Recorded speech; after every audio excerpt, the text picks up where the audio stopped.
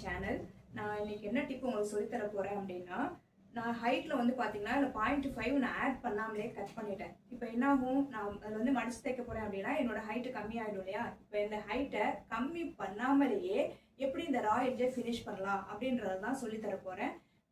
தொடர்ந்து என் வீடியோ பாருங்க, மறக்காம சப்ஸ்கிரைப் பண்ணிக்கோங்க.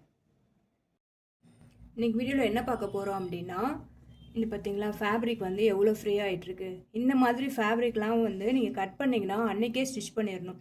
கட் பண்ணிவிட்டு நீங்கள் அடுத்த நாள் ஸ்டிச் பண்ணுறதுக்கு வச்சிங்க அப்படின்னா தெரியுதா, கிட்டத்தட்ட 0.3 இன்ச்சுக்கு இங்கே ஃப்ரே ஆகி உள்ளே போயிடுச்சு. ஹைட் எவ்வளோ கம்மியாகிடுச்சு பாருங்கள்.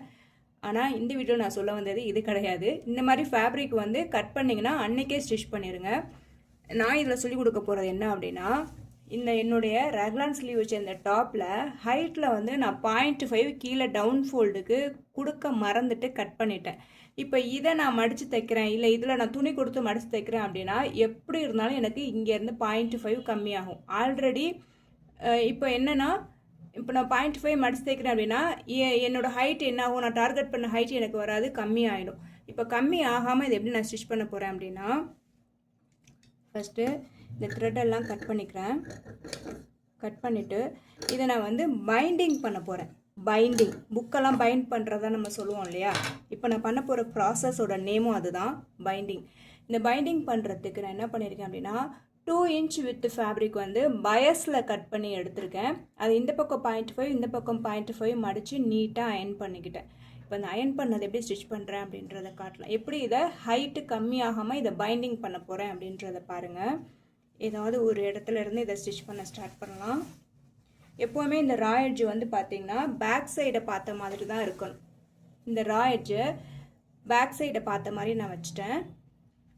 இப்போது இங்கே இதை ப்ளேஸ் பண்ணிட்டேன். இது வந்து ராங் சைடு, இதை பார்த்தாலே தெரியும் இது ராங் சைடு அப்படின்னு சொல்லி. இந்த பைண்டிங் வந்து இங்கே ப்ளேஸ் பண்ணுறேன். இந்த பைண்டிங்கோட ரைட் சைடு இந்த ராங் சைடை டச் பண்ண மாதிரி இருக்குது. இந்த பைண்டிங்கோட ராங் சைடும் என்னையே பார்த்த மாதிரி இருக்குது. டாப்போட ராங் சைடும் என்ன பார்த்த மாதிரி தான் இருக்குது. இப்போ என்ன பண்ணுறேன்னா, ஒரு போர்ஷனை ஓப்பன் பண்ணுறேன். ஓகேவா, அதுக்கு முன்னாடி இங்கே நான் அப்படி ஒரு ஃபோல்டிங் கொடுத்துக்கிறேன். ஓகே, ஃபோல்டிங் கொடுத்துட்டு அகைன் இது எப்படி இருந்துச்சோ அதே மாதிரி இதை நான் கொண்டுட்டு போயிடுறேன்.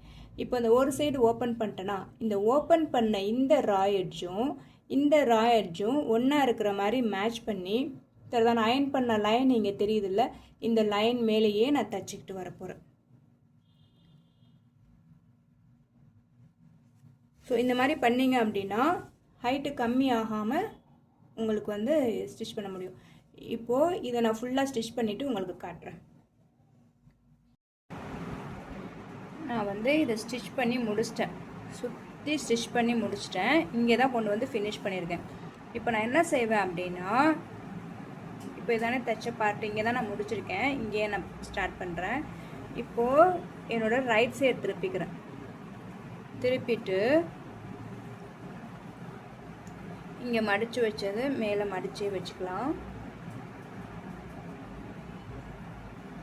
இப்படி மடிச்சு இருந்தது.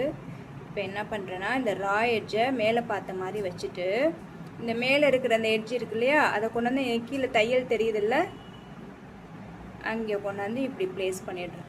இப்படி ப்ளேஸ் பண்ணி நான் தைச்சேன் அப்படின்னா பைண்டிங் பண்ண மாதிரி ஆயிரும். அந்த ரா எட்ஜை இப்படி ப்ளேஸ் பண்ணி சுற்றி தச்சிட்டு வந்துடுவேன். தச்சிட்டு வந்து செக் பண்ணுறேன் அப்படின்னா எனக்கு வந்து ஹைட்டு வந்து மைனஸே ஆயிருக்காது. எந்த ஹைட்டில் இருந்துச்சோ சேம் அதே ஹைட்டில் இருக்கும். ப்ளஸ் என்னோடய ரா எட்ஜும் கன்சீல் ஆகிட்ருக்கும். பாருங்கள், என்னோடய ரா எட்ஜ் வந்து எவ்வளோ அழகாக க்ளோஸ் ஆகிடுச்சுன்னு சொல்லி. ஸோ இது சாட்டின்றதுனால இந்த இடத்துல ஒரு சின்ன ஸ்ப்ரிங்கிள் தெரியுது. இந்த நான் அயன் நல்லா ஸ்டீம் அயன் வச்சு ப்ரெஸ் கொடுக்கும்போது இந்த இடம் வந்து எனக்கு நீட்டாகிடும். இப்போ எனக்கு ஹைட்டும் கம்மியாகலை, சேம் டைம் என்னோடய ரா எட்ஜும் க்ளோஸ் ஆகிடுச்சு. ஸோ நீங்கள் இந்த மாதிரி பண்ணிட்டீங்க, 0.5 ஏதாவது மிஸ்டேக் பண்ணிட்டீங்க அப்படின்னா இந்த மெத்தடை ஃபாலோ பண்ணி உங்கள் மிஸ்டேக்கை நீங்கள் கரெக்ஷன் பண்ணிக்கலாம்.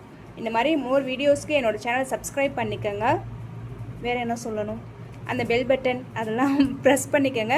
இந்த மாதிரியான டிப்ஸ் உங்களுக்கு ஏதாவது வேணும் அப்படின்னா எனக்கு கமெண்ட்டில் அதை போஸ்ட் பண்ணுங்கள். நான் உங்களுக்கு அந்த வீடியோ மேக் பண்ணி போடுறேன். தேங்க்யூ ஃபார் வாட்சிங்.